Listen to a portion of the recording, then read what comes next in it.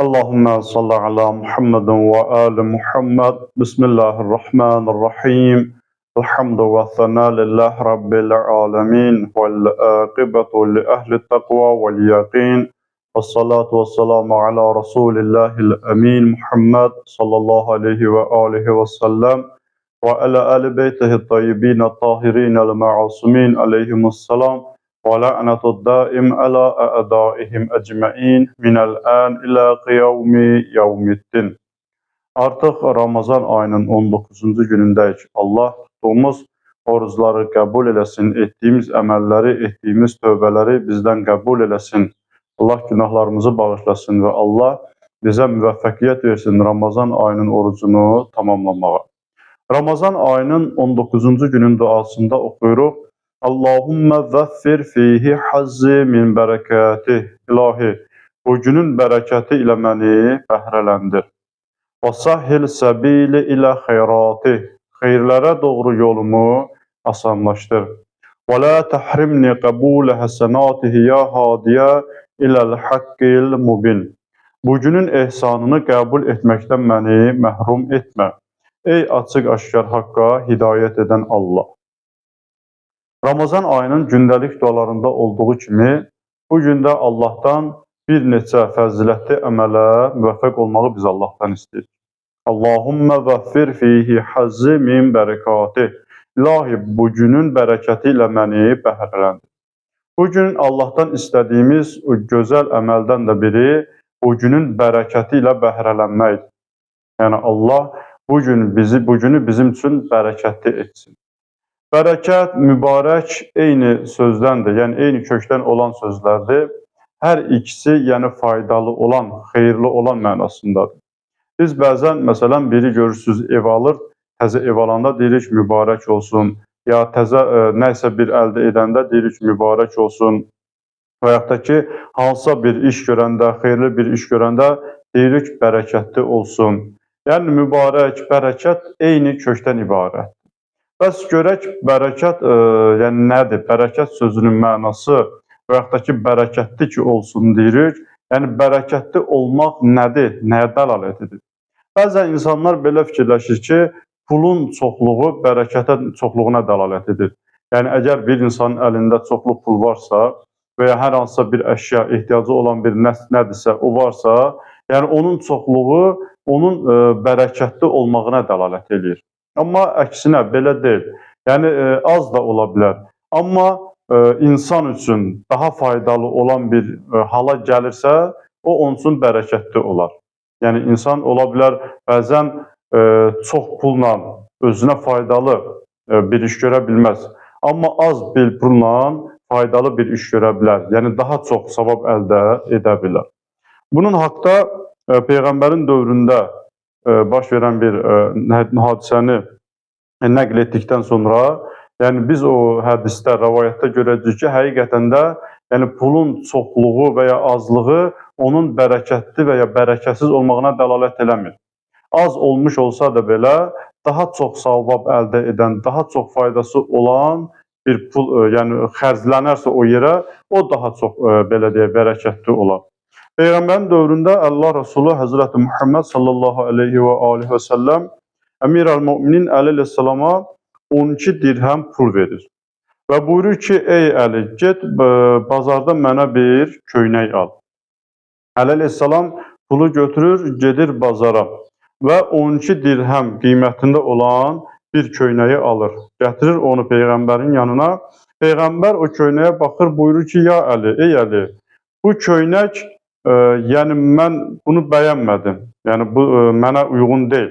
Görəsən onun sahibi onu qəbul edər, yəni qaytarar. Əmir əl-Müminin əleyhissalam buyurdu ki, bilmirəm ey Allahın Rəsulü. Peyğəmbər buyurdu ki, bu köynəyi götür, get onun yanına və soruş gör, əgər köynəyi qaytararsa, köynəyi qaytar, pulu geri al. Əmir əl-Müminin əleyhissalam, yəni get o şəxsə dinən ki, Peyğəmbərin bu köynəkdən xoşu gəlmədi. Əmir əl-Müminin əleyhissalam o köynəyi apardı həmin o şəxsə, o köynəyi verdi və pulları geri aldı.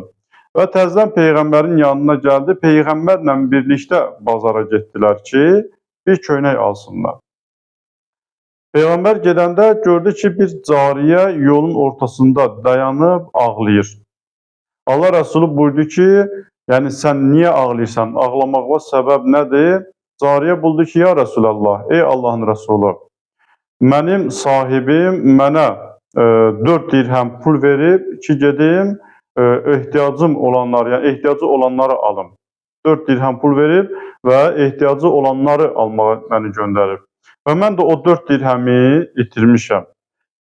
Ona görə cəsarət eləmirəm, yəni cürət eləmirəm ki, evə qayıdım. Ona görə ağlayıram.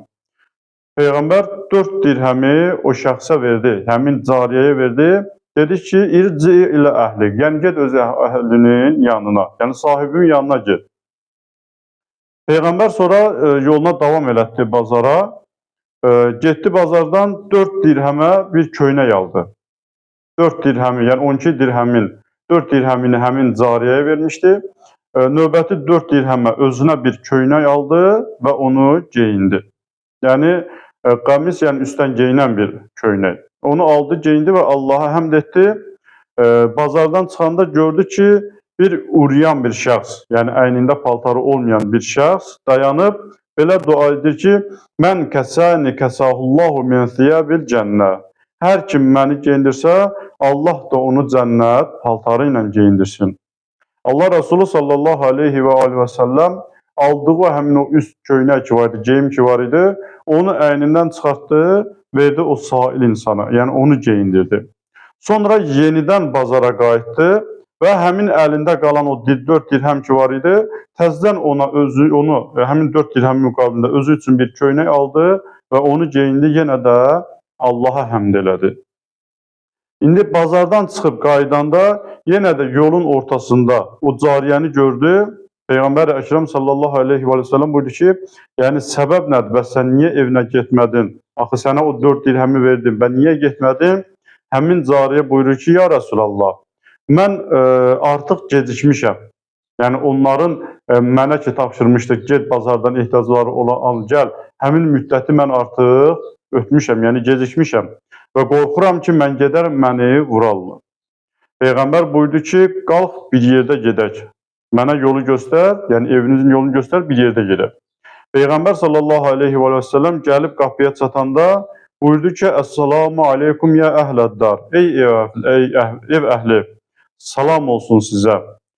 Fələm yəcibuhu, onlardan bir səs çıxmadı. Peyğəmbər Əkrəm yenə salam verdi həmin ev əhlinə. Artıq onlar əadəs salam, yəni Peyğəmbərin salamının cavabını qaytardılar. Peyğəmbər də buyurdu ki, aleykəs salam. Onlar aleykəs salam, ya Rasulallah və rəhmətullah və bərəkatuh. Ki, onlar Peyğəmbərə bu cür salam verdi. Peyğəmbər sallallahu aleyhi və səlləm buyurdu ki, mən sizə salam verdim. Niyə bəs birincidə salamın cavabını qaytarmadınız? Buyurdu ki, ev əhli ya Rasulallah, səmi'nə səlaməkə və əhbəbnə ən nəstəksirə min. Biz eşitmişik ki, yəni salam verməklik, yəni sənin salam verməyin bir rəhmətdir, bir bərəkətdir, bir salamatçılıqdır. Və ona görə istədik ki, o rəhmət, bərəkət bizim ev üçün çoxalsın. Peyğəmbər sallallahu aleyhi və səlləm buyurdu ki, bu cariyə gecikib, yəni siz dediyiniz vaxtdan çox gecikib və siz ona görə bunu danlamayın.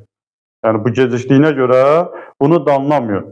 O şəxslər, yəni ev əhli buyurdu ki, ya Rasulallah, İyə hurrətun li məmşəkə. Ey Allahın Rəsulü, sənin gəlməyinə görə, yəni sən ki bizim evimizə gəlmişsən, sənin hörmətinə o şəxs artıq azaddır. Peyğəmbər sallallahu aleyhi və səlləm buyurdu ki, Elhamdülillah, həmd olsun Allaha. Mə rəəytu 12 dirhəmən əzəm bərəkətən min həzihi. Mən bu 12 dirhəmi, yəni bu 12 dirhəm ki var idi, bundan daha böyük bərəkətli bir şey görmədim. Yəni 12 dirhəmin bərəkətindən böyük bir bərəkət görmədim. Allah o 12 dirhəmlə 2 nəfəri geyindirdi, yəni bir peyğəmbər özünə köynək aldı və birinci aldığı köynəyi üryan bir şəxsə verdi. Və ətəkə bihə nəsəmətun. Və 12 dirhəmin vasitəsilə bir qulu azad etdi. İndi bu hədis, bu rəvayət nəticə odur ki, yəni az olan bir pulla insan çox iş görə bilər. Əgər bir insan əlində olan o az malla, az bir şeylə daha çox faydalı bir iş görərsə, o zaman onun etdiyi, yəni onun gördüyü iş bərəkətli sayılar. Amma yox, məsələn, çox bir pulla az bir iş görərsə, o zaman onun o gördüyü iş bərəkətli olmaz. Yəni, belə nəticə əldə edirik ki, az bir şeylə fərq eləməz, çox bir şeylə də ola bilər. Yəni, çox pulla da ola bilər, az pulla da ola bilər. Yəni, bərəkət malın çoxluğunda və azlığında deyil. Bərəkət ondadır ki, görülən işin nəticəsi nədir? Görülən işin sonu nədir? Yəni, nə iş görülüb?